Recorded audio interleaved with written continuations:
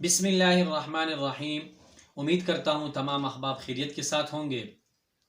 آج جس موضوع پہ بات کریں گے وہ ہے عبداللہ بن مبارک رحمہ اللہ تعالی عنہ۔ یعنی عبداللہ بن مبارک رحمہ اللہ تعالی عنہ کئی طریقہ کار تھا۔ وہ ایک سال حج پہ جاتے تھے، حج کیا کرتے تھے، اور ایک سال وہ تجارت کیا کرتے تھے، اور ایک سال وہ اللہ تعالیٰ کے راستے میں یعنی جہاد کیا کرتے تھے۔ تو ایک سال جو جہاد کے لیے مختص تھا اس میں وہ جہاد کیا کرتے تھے، ایک سال حج کے لیے جو مختص تھا اس میں وہ حج کیا کرتے تھے، اور ایک سال تجارت کے لیے جو مختص تھا وہ تجارت کر کے اس سے جو کمائی وہ حاصل کرتا تھا تو وہ جو کمائی تھا وہ غریبوں پہ تقسیم کیا کرتے تھے۔ تو اسی طرح آج جس موضوع پہ میں بات کرنے جا رہا ہوں اس طرف جائیں گے۔ تو سب سے پہلے بات آپ یہ ذہن نشین کر لیں، یعنی ذہن میں رکھ لیں، یعنی جو بندہ حج کرے، حج سب پہ فرض ہے، اور جو صاحب استطاعت ہے اس کے پاس اتنا مال ہے کہ حج اس پہ فرض ہو چکا ہے،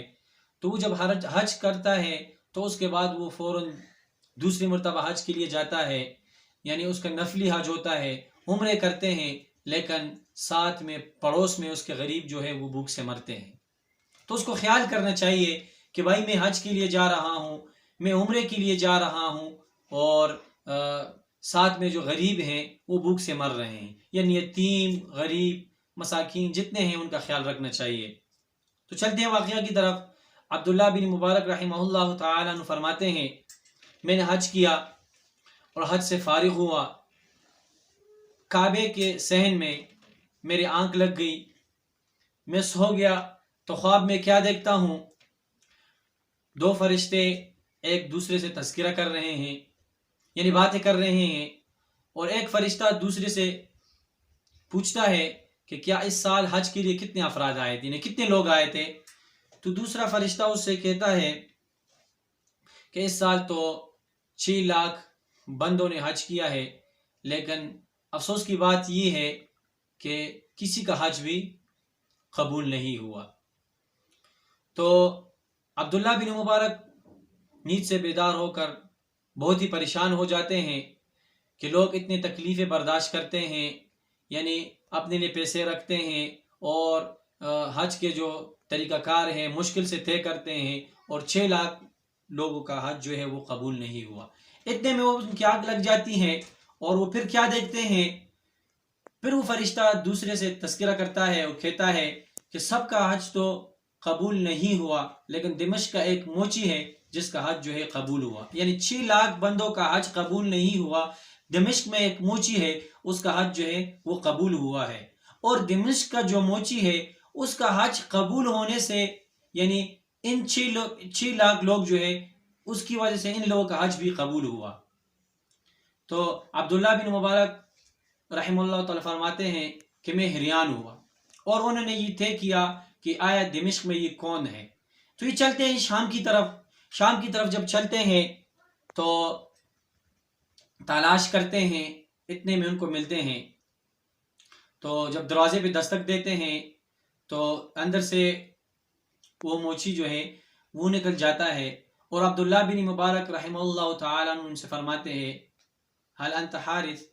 کیا تو حارث بن عبداللہ ہے؟ بعض ان کا نام حارث بتا رہے ہیں، یعنی عبداللہ بن حارث، اور بعض فرماتے ہیں کہ ان کا نام علی تھا، لیکن اصح قول جو ہے یہ عبداللہ بن حارث تھے۔ تو وہ عبداللہ بن مبارک رحمہ اللہ تعالیٰ سے فرماتے ہیں جی ہاں میں ہوں، کیا پیشے کا، پھر فرماتے ہیں کہ عبداللہ بن مبارک ان سے فرماتے ہیں کیا پیشے کا آپ موچی ہے؟ کہتے ہیں جی ہاں موچی ہوں۔ تو پھر ان کا وہ عبداللہ بن مبارک رحمہ اللہ تعالیٰ ان کو سارا کارگزاری سنا کر فرماتے ہیں کہ آپ کا یہ حج کیسا قبول ہوا؟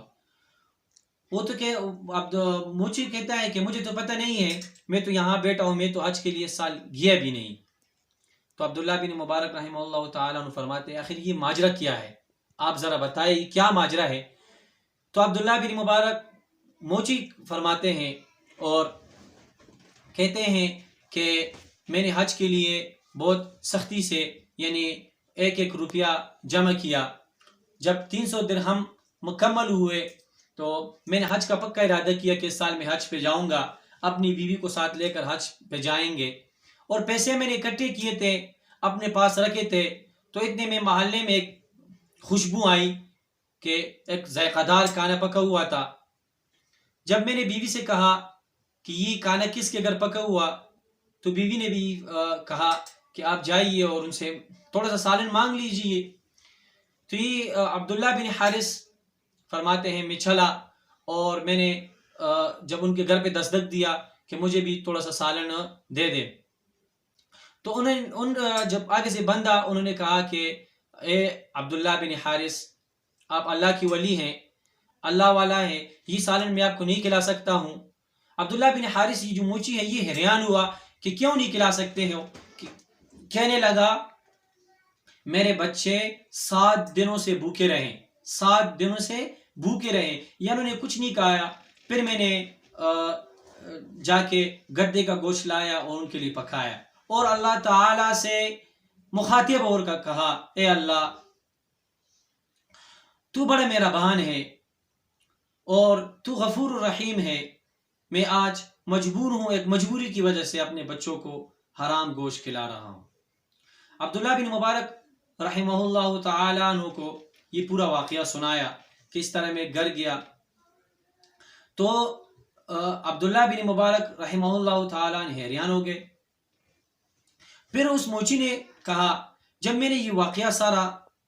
سنا، میں گھر واپس آیا، اور گھر میں واپس آ کر میں نے جو جتنے درہم جمع کیے تھے میں نے ان کے حوالہ کیے، یعنی میں نے حج نہیں کیا، میں نے جو اپنے پیسے تھے تو پیسے میں نے ان کی